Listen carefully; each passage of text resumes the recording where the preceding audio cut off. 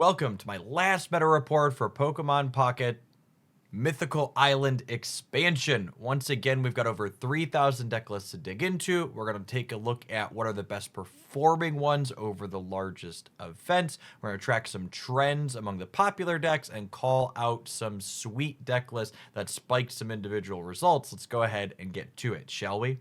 We kick things off with our week over week comparison as always among our starting deck distribution. The big three shuffle up, down, all around as they have been for the last couple, with Mewtwo, Pikachu, and Gyarados all being solidly played.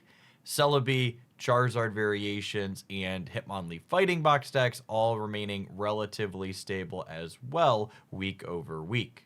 Moving on to our performance metrics this week, we had 275 deck lists that had 70% win rates or higher out of our over 3,400 starting decks.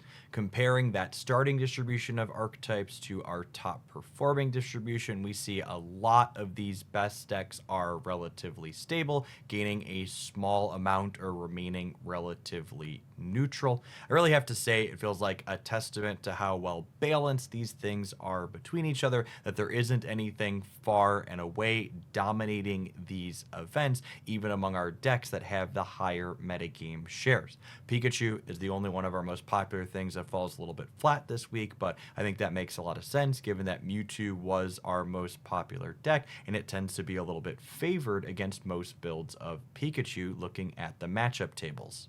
If you enjoy watching me make these roundups every week, why don't you try and be a part of it after our next Pokemon Pocket expansion drops on February 1st? I am going to be hosting my first Pokemon Pocket tournament along with my co-host Spraggles. You can find the link on Limitless in the video description down below. We have a prize pool worth 1,500 USD thanks to our awesome sponsors Into the AM as well as Advance.gg, and we would love to see you all playing. If you can't devote an entire day to playing in a tournament, make sure you plan to drop by either Spraggle's YouTube channel or my own Twitch.tv channel, where we'll have full coverage broadcasting the entire day that first Saturday after the next expansion drops. Moving on to looking at some specific deck lists, we have an Executor EX Mew EX deck that went completely undefeated in the largest tournament this weekend in 10 rounds of Swiss.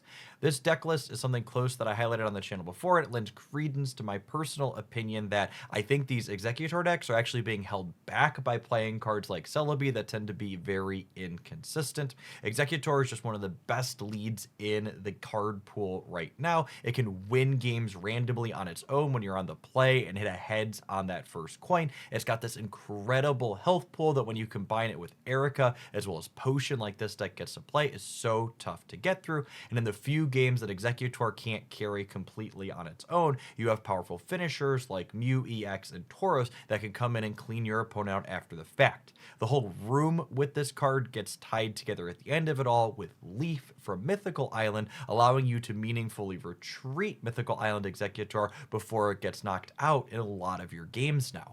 Our other undefeated in the largest tournament of the week was the Galvantula Pikachu EX variation playing Zebstrika as well. We covered this deck list in last week's meta report where it spiked a result for the first time, and this is its first return performance. Looking at the matchups that this player faced, they cleaned through Mewtwo decks 5 different times over the course of their run on the first day. And I think from a game theory perspective, that makes a lot of sense. Your 2 copies of Sabrina alongside Galvantula can lock their Mewtwo's up into that active spot, letting you secure that 2-point knockout when they would normally be leafing or X-speeding it back to safety before you can clean them out.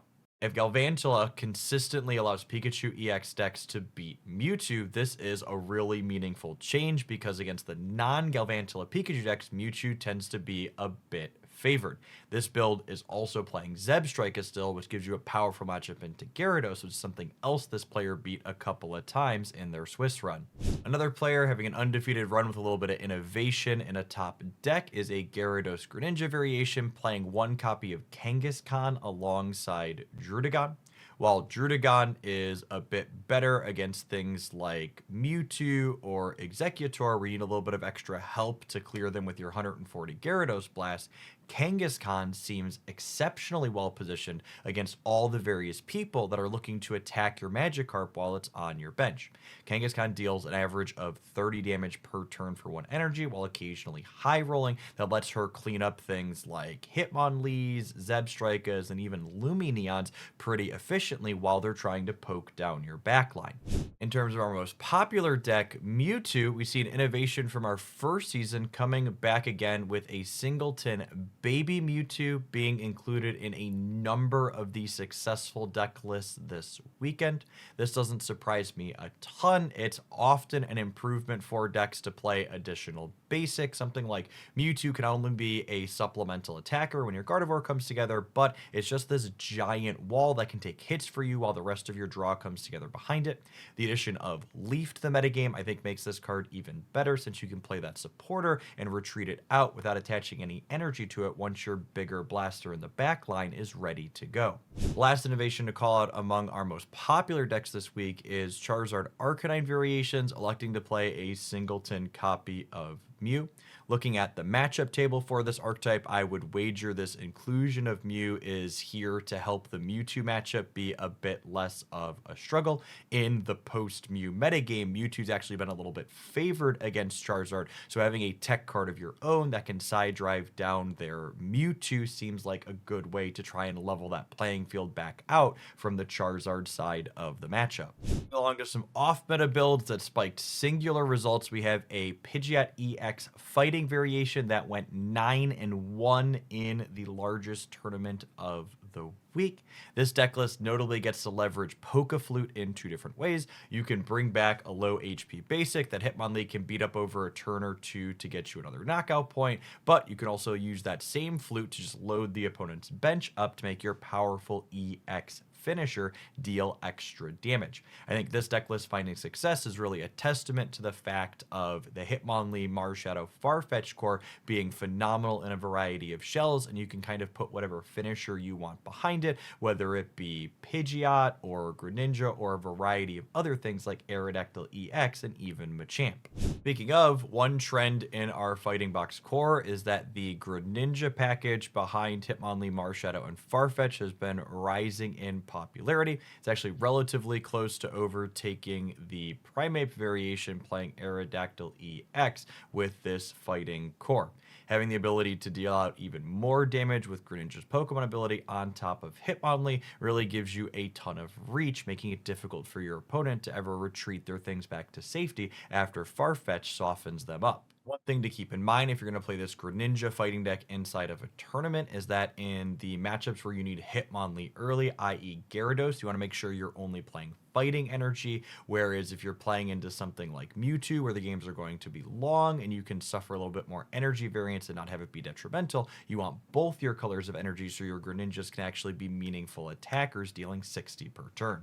While we're on the topic of doing adorable things with your energy settings inside of tournaments, we had a Ditto Mew EX Tauros Greninja variation that had a 7-2 finish in one of our community tournaments. This deck list is unfortunately not playable inside the random queues because Ditto's really high variance in terms of will it do anything because you need the right color of energy for it to work. I would assume the person playing this was toggling what's in their energy zone from game to game so their Ditto could consistently be an attacker against whatever the opponent was doing. With Ditto plus copies of Mew, this is kind of the Pokemon Pocket incarnation of anything you can do, I can do better. Finally, we had an interesting take on Machamp post a 7-3 finish in one of our large tournaments this week. It's playing that typical Fighting Box package at its bottom, but for its finisher, it's only playing a singleton Machop, Machoke, and Machamp. I feel like not playing the full 2-2-2 line is a little bit unexplored territory in Pokemon Pocket in general. Even when you're playing the full set of these stage 2s, they tend to be relatively inconsistent. So there's something appealing in my mind about perhaps trying out the idea of, okay, we have this consistent Hitmonlee, Marshadow, and even Aerodactyl EX that's going to win a lot of our games, but for the ones that are going to go really long, we're eventually going to assemble this Machamp that a lot of decks have a trouble dealing with in the late game.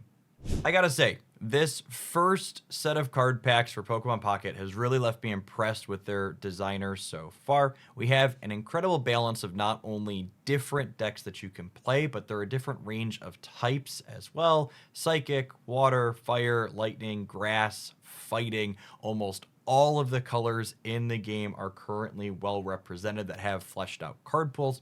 That second part's important because we are definitely missing dark and steel from these successful decks, but those colors are also notably missing EX Pokemon in our existing card pool, so I wager we'll see them get fleshed out in the not too distant future with our new card packs coming up at the end of the month. Speaking of, I'd like to plug the tournament that Spriggles and I are going to be hosting on Limitless on February 1st yet again. It's completely free to enter. You just got to follow the sign up link in the video description down below on the Limitless site. We'd love to have all of you competing for the awesome prizes our sponsors Into the AM and Advance.gg have put up for you. If you happen to be new to the channel, make sure you subscribe. I do data-driven breakdowns like this, following trends in Pokemon Pocket. I'm always brewing new competitive decks and playing them in tournament settings that you can find highlights of here. And don't forget to like this video as well if you enjoyed at least a bit of what I had to say. I appreciate you making it all the way through to the end, and may your next pack be an excellent one.